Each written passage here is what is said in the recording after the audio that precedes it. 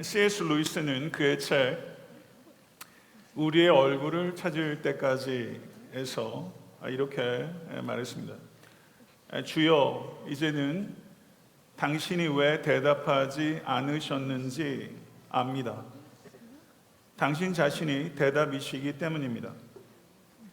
다른 무슨 대답을 들은즉 만족하겠습니까? 모든 질문은 당신 앞에서 사라집니다. 인생을 살아오면서 그리고 올 한 해 살아오시면서 우리는 적지 않게 대답을 찾을 수 없는 많은 문제와 씨름에 왔습니다. 성도 여러분, 십자가에 예수님의 얼굴을 상상하신 적은 있을 것이라 생각합니다만 구유 위에 누우신 아기 예수님의 얼굴을 상상해 보셨습니까? T.S. 엘리엇이라는 대문호는 그의 충격적일 만큼 아름답고 통찰력 있는 시인 메자이라는 시에서 이렇게 노래합니다. There was a birth, certainly. I had seen birth and death, but had thought they were different. This birth was hard and bitter agony for us, like death, our death. 번역하자면 이렇게 되는 것입니다. 분명히 탄생이 있었습니다. 나는 수많은 탄생과 죽음을 보아왔습니다. 나는 탄생과 죽음이 다른 것이라고 생각해 왔습니다. 그러나 이 아기의 탄생은 힘겹고 쓰디쓴 고통이었습니다. 마치 죽음의 고통같이, 우리의 죽음같이.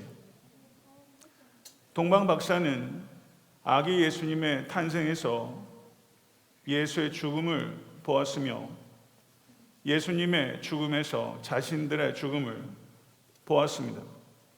그리고 동방 박사들은 그 안에서 새롭게 탄생하게 된 것입니다. 인류 역사상 가장 중요한 탄생인 예수 그리스도의 탄생을 과연 여러분과 저는 얼마만큼 이해하고 있다고 생각하십니까? 말씀이 육신이 되어 우리 가운데 거하시며 우리가 그의 영광을 보니 아버지의 독생자의 영광이요 은혜와 진리가 충만하더라. 아멘. 하나님의 영광이 무엇이라고 이해하고 계십니까? 올 한 해 이런저런 책들을 읽어오면서 제게 가장 소중했던 깨달음은 기독교 철학자인 니콜라스 월터 스포트의 말이었습니다. 어린 아들을 잃고 그 슬픔을 기독교 철학자가 철학적 애가의 형식을 통해서 표현한 것입니다. 그가 쓴 책의 원제는 Lament for a Son, 아들을 위한 슬픈 애가입니다. 이 책이 한국말로도 번역이 되어 있습니다. 이 책에서 이 철학자는 이렇게 말합니다. 누구도 하나님의 얼굴을 보고서는 살아남을 수 없다고 합니다. 나는 그것이 누구도 하나님의 영광을 보고서는 살아남을 수 없다는 뜻으로 생각해 왔습니다. 그런데 제 한 친구가 누구도 하나님의 슬픔을 보고서 살아남을 수 없다는 뜻일지도 모른다고 말했습니다. 젊은 아들을 먼저 보낸 한 철학자의 깨어져 버린 영혼의 틈 사이로 하나님의 영광에 대한 이 탁월한 이해가 주어진 것입니다. 그의 이와 같은 표현이 제 마음에 얼마나 강하게 큰 울림으로 다가왔는지 이 글을 읽는 동안 눈물을 참기 어려웠으며 지금도 숙연한 생각이 듭니다. 하나님의 영광을 보는 것이 하나님의 슬픔을 보는 것이다. 예수 그리스도의 탄생은 예수 그리스도의 죽음이며 예수 그리스도의 탄생은 하나님의 기쁨이며 동시에 하나님의 슬픔입니다. 이 중요하고 이 중의적인 의미를 가진 성탄의 의미를 12살 남짓의 어린 소녀 마리아는 도대체 어떻게 이해하고 어떻게 받아들일 수 있었을까요? 여섯째 달에 천사 가브리엘이 하나님의 보내심을 받아 갈릴리 나사렛이란 동네에 가서 다윗의 자손 요셉이라는 사람과 약혼한 처녀에게 이르니 그 처녀의 이름은 마리아라. 천사가 나타났을 때 요셉과 마리아는 이미 법적으로는 남편과 아내였습니다. 결혼식을 목전에 두고 있는 상태였던 것입니다. 은혜를 받은 자여 평안할지어다. 주께서 너와 함께 하시는도다. 30절에도 천사는 마리아에게 이렇게 말합니다. 마리아여 무서워하지 말라. 내가 하나님께 은혜를 받았느니라. 우리 역시 은혜를 받은 자입니다. 할렐루야. 아멘. 성경은 지금 28절과 30절에 두 차례에 걸쳐서 마리아가 은혜의 수요자가 아니라 은혜의 수혜자라는 것을 강조하고 있습니다. 천사는 마리아를 성도로 대하고 있는 것이지 천사는 마리아를 결코 신적 존재로 대하고 있는 것이 아니라는 것입니다. 누가복음 1장 46절 하반절에서 48절 상반절에 마리아는 이렇게 노래합니다. 내 영혼이 주를 찬양하며 내 마음이 하나님 내 구주를 기뻐하였으면 그의 여종의 비천함을 돌보셨습니다. 마리아는 자신 역시 구주가 필요한 비천한 여종이라는 것을 고백하고 있는 것입니다. 여기에는 매우 중요한 신학적 의미가 있습니다. 마리아 역시 주 예수 그리스도를 통해서 구원을 얻어야 하는 죄인이라는 것입니다. 마리아를 존경하는 것은 우리에게 마땅히 필요한 것이지만 마리아를 숭배하는 것은 성경을 왜곡하는 것입니다. 마리아 숭배에 대해서 가장 분개할 사람이 누구라고 생각하십니까? 저는 마리아 자신일 거라고 확신합니다. 마리아는 결코 구원의 중보자가 아니라 마리아 역시 구주의 중보를 통해서 구원을 얻은 자라는 것을 우리는 깨달아야 하는 것입니다. 마리아는 천사의 말을 듣고 깜짝 놀랐습니다. 이에 천사가 말합니다. 마리아여 무서워하지 말라. 여러분, 천사들은 마리아에게 나타났을 때도 무서워하지 말라라고 했고 요셉에게도 무서워하지 말라, 그리고 목자들에게도 무서워하지 말라. 이 무서워하지 말라는 의미가 무엇일까요? 여러분, 천사가 나타나면 여러분과 저도 무서워 떨 것입니다. 그러면 갑자기 천사가 나타났기 때문에 그 날개를 보았기 때문에 무서워하지 말라. 여러분, 그 정도의 의미일 거라고 생각하십니까? 무서워하지 마라. 이것이 마리아에게만 준 말씀일까요? 우리 역시 들어야 하는 말일까요? 본질상 하나님과 같으신 성자 예수님께서 하늘 위에서 이 땅으로 내려오신 것은 막무가내로 우리 위에 군림하시고 힘이나 법으로 우리를 뜯어 고치시기 위해서 예수께서 이 땅에 오신 것이 결코 아닙니다. 전능하신 하나님께서 12살 남짓 어린 소녀의 태 아니라는, 어머니의 모태 아니라는 불확실하고 위험한 피 웅덩이 속으로, 예수께서 피 웅덩이 속으로 하나의 세포로 그 삶을 시작하신 것입니다.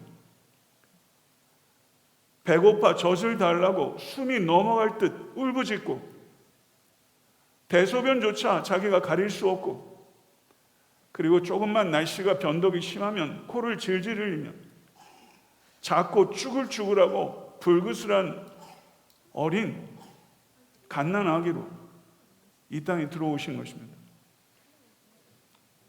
풀 위에 내린 이슬 생각해 보십시오. 풀 위에 내린 예슬처럼 하늘 위에서 하나님이 이 땅에 고요하게 내려오신 것입니다. 16세기의 영국의 시인이자 선교자인 로버트 사우스웰은 예수님의 탄생을 이렇게 시로 표현했는데 정말 경탄하지 않을 수가 없었습니다. 시의 힘을 느낄 수 있었어요. 예수님의 탄생을 어떻게 표현하냐면, 그가 쏟아내는 포화는 아기의 울음이요, 그가 쏘는 화살은 흐르는 눈물과 같으니. 여러분, 이 표현이 너무 충격적이지 않습니까? 그가 쏟아내는 포화는 아기의 울음이요, 그가 쏘는 화살은 흐르는 눈물과 같다. 사랑하는 성도 여러분, 인간이, 아니 여러분과 제가 왜 무서워합니까? 그것은 자신이 누구인지, 자신이 무엇이 되어야 하는지 모르는 데서 기인하는 무서움입니다. 예수님께서 이 땅에 탄생하신 그 방식은 무엇이 되기 위해 우리가 태어나는지를 생각하게 하는 도전입니다. 여러분과 저는 무엇이 되기 위해 태어났습니까?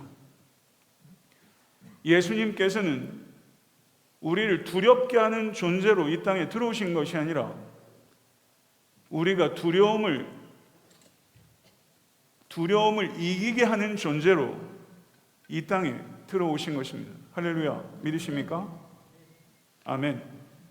두려움을 이기게 하는 존재로 예수께서 그 불안하고 위험한 공간 안으로 하나의 세포로 풀이에 내린 이슬처럼 우주의 주인이 내려오신 것입니다. 할렐루야. 보라, 내가 잉태하여 아들을 낳으리니 그 이름을 예수라 하라. 그가 큰 자가 되고 지극히 높으신 이의 아들이라 일컬어질 것이요 주 하나님께서 그 조상 다윗의 왕위를 그에게 주시리니 영원히 야곱의 집을 왕으로 다스리실 것이며 그 나라가 무궁하리라. 아멘. 예수, 이 이름의 뜻이 무엇입니까? 여호와께서 구원하신다. 믿으십니까? 여호와께서 구원하십니다. 여호와만이 구원하십니다. 예수님께서 우리를 어디에서 구원하십니까? 지옥과 죄에서 구원하시는 구세주이십니다. 믿는 자들을 죄의 책임으로부터, 죄의 지배로부터, 그리고 마침내 죄의 오염으로부터 삼중적으로 완전한 구원을 우리에게 주시는 유일한 구원의 길은 예수 그리스도밖에 없는 것입니다. 할렐루야. 그가 큰 자가 될 것입니다. He will be great. 그가 위대해질 것이다 라고 말하는데, 예수의 그 위대하심은 역설적으로 예수의 낮아지심을 통해서 드러나게 되는 것입니다. 이것이 신앙의 신비요, 극치요, 우리가 그토록 감동하는 이유인 것이기도 합니다.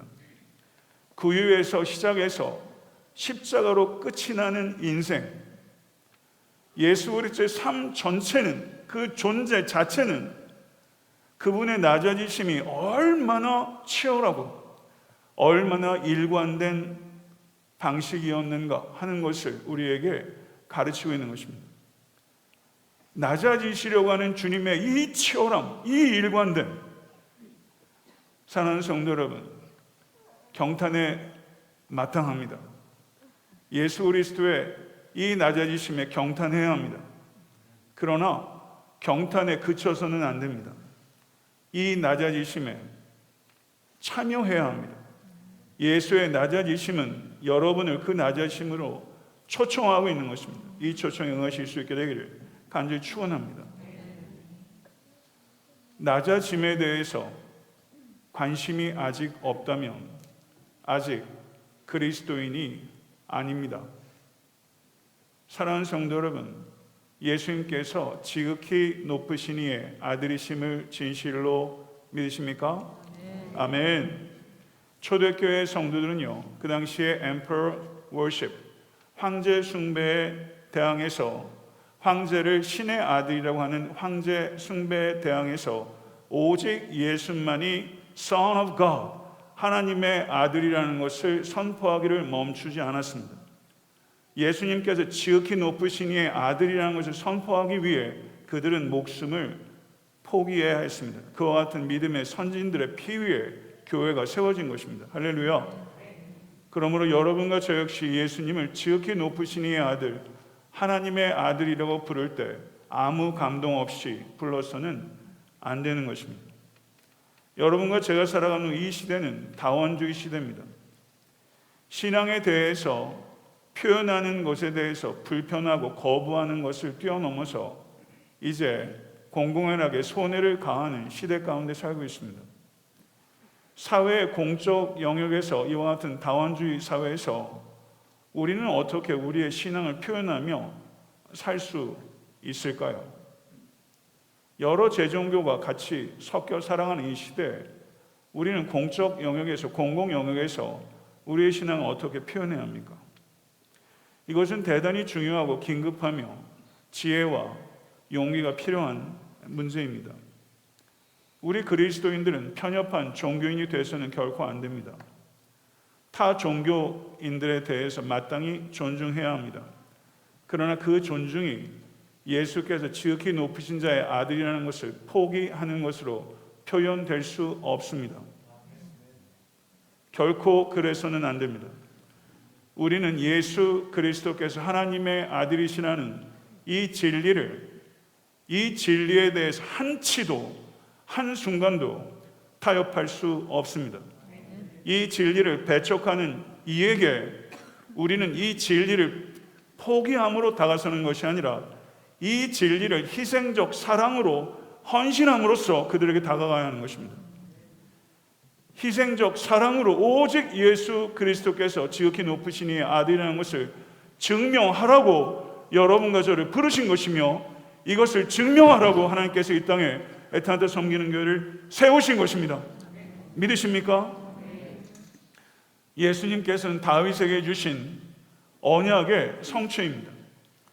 예수님께서는 다윗의 후손이시며 다윗보다 선제하셨던, 다윗보다 먼저 있으셨던, 아브라함보다 먼저 있으셨던, 시간과 공간이 있기 전에 먼저 있으셨던 다윗의 주님이십니다. 이 세상 나라는 모두 명멸하고 이 세상 나라는 모두 멸망합니다. 그러나 만왕의 왕이신 우리 주 예수 그리스도께서 통치하시는 그 나라, 하나님의 나라는 영원히 견고하며 유일하게 서는 나라가 될 것입니다. 그리고 우리는 그것을 목격하게 될 것입니다. 할렐루야. 교회는, 에탄타 섬기는 교회는 이 땅에 완전히 도래할 하나님의 나라의 모형으로서 존재하는 것입니다. 이것을 기억하십시오. 교회는 이 세상 가치를 드러내는 것이 아니라 오직 하나님 나라의 가치가 드러내야 하는 하나님의 작품입니다. 교회는 하나님의 작품입니다. 에탄타 섬기는 교회는 이제 12년 연역을 가지고 있는 교회입니다. 마치 12살 마리아와 같지 않습니까? 에탄타 섬기는 교회가 애틀랜타를 향한, 미국을 향한, 열방을 향한 하나님의 야심작이 되어야 합니다. 우리 교회는 하나님의 야심작이 되어야 합니다. 그렇게 될 수 있습니다. 여러분이 하나님의 야심작이 되어야 합니다. 우린 반드시 그 길을 가야 합니다. 할렐루야. 믿으십니까? 나는 남자를 알지 못하니 어찌 이 일이 있으리까? 여러분, 이 소명을 12살 소녀가 받아들이기 얼마나 버겁겠습니까? 천사는 마리아의 이 질문에 대해서 공감했습니다. 그래서 천사가 설명을 더합니다. 성령이 내게 임하시고 지극히 높으신 이의 능력이 너를 덮으시리니, 이 덮으시리니라고 번역된 단어가 에피스키아조라는 단어인데요, 이 덮는다라는 말에는 성적인 암시와 임신의 의미를 사용된 용례가 성경에 없습니다. 덮는다라는 것은 하나님의 신비한 능력이 개입하는 것을 비유적으로 표현하는 것이죠. 성령님을 통한 동정녀 수태 믿으십니까? 여러분 그렇게 비과학적이십니까? 동정녀 수태를 믿으세요?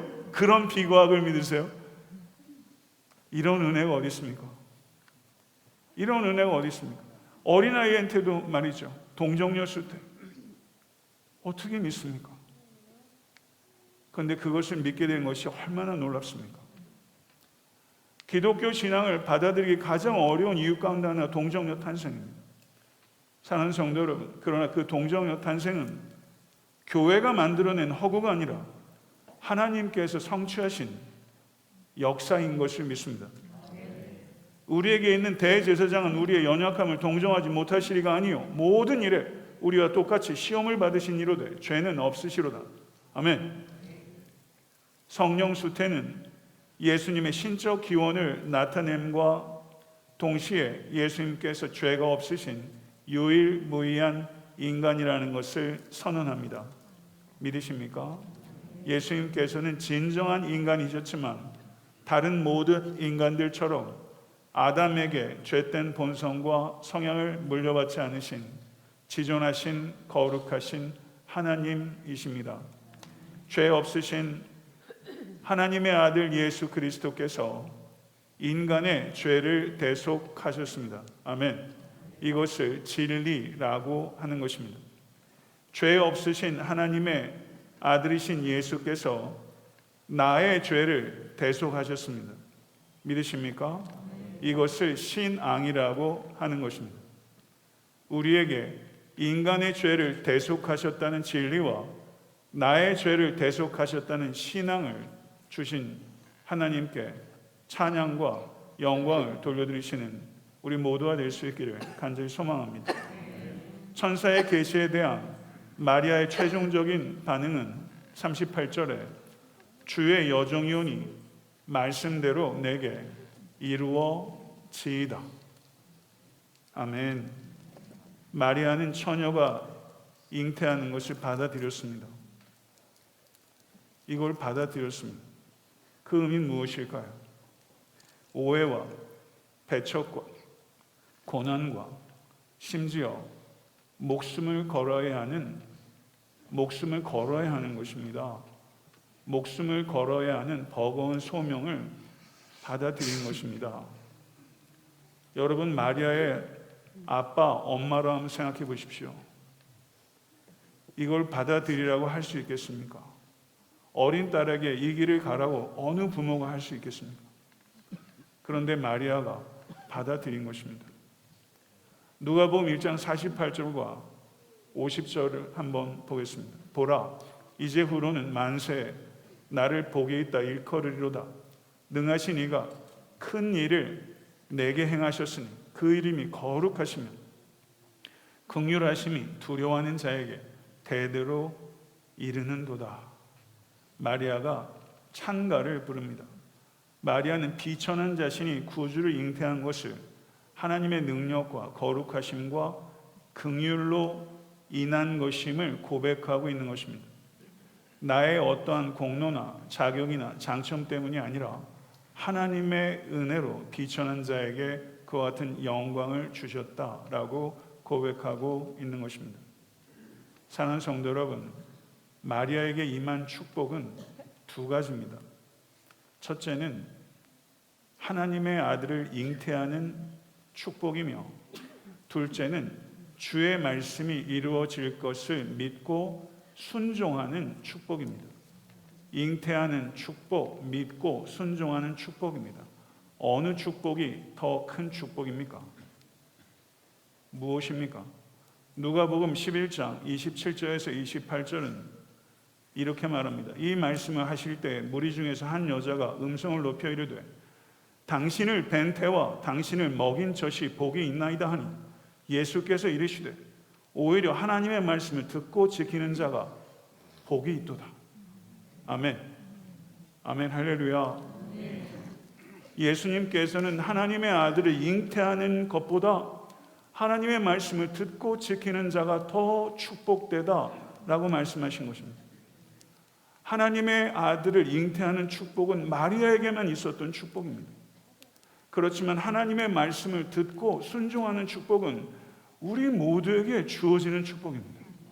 이 축복 꼭 받으십시오.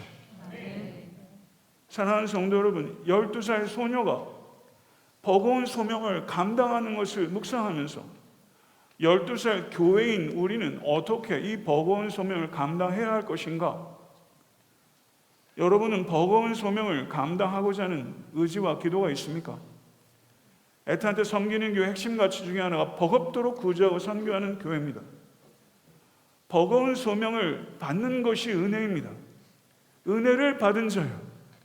은혜를 받은 자요. 마리아에게 은혜를 받은 자라고 하는 것은 버거운 소명을 받는 것이 은혜이기 때문이에요. 여러분이 그렇게 기도했으면 좋겠어요. 우리 교회가 이렇게 기도했으면 좋겠어요. 하나님, 말랑말랑한 소명 말고 버거운 소명을 나에게 주시옵소서. 그 버거운 소명 감당할 수 있는 은혜를 주시옵소서. 버거운 소명을 여러분에게 주시는 것도 은혜요. 그 소명 감당할 수 있도록 도우시는 것도 은혜이니 이 은혜 우리 받아야 합니다. 말씀을 맺겠습니다. 우리는 누가 되어야 합니까? 우리는 무엇을 해야 합니까? 이 질문에 이 세상 어떤 철학자가 대답할 수 있겠습니까? 사랑하는 성도 여러분, 우리가 누가 되어야 하는지, 무엇을 해야 하는지 그 대답 어디에 있습니까? 예수 그리스도의 탄생 안에 있는 것입니다. 우리의 모든 질문은 그의 탄생이 내포하는 그의 죽음 안에 우리가 답할 수 없는 모든 대답이 그 안에 있는 것입니다.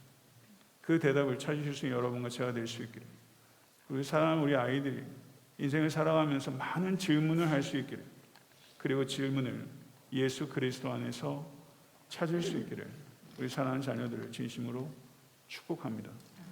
메리 크리스마스. 기도하겠습니다. 존귀하신 아버지 하나님, 감사합니다. 우리에게는 늘 버거운 질문이 있습니다.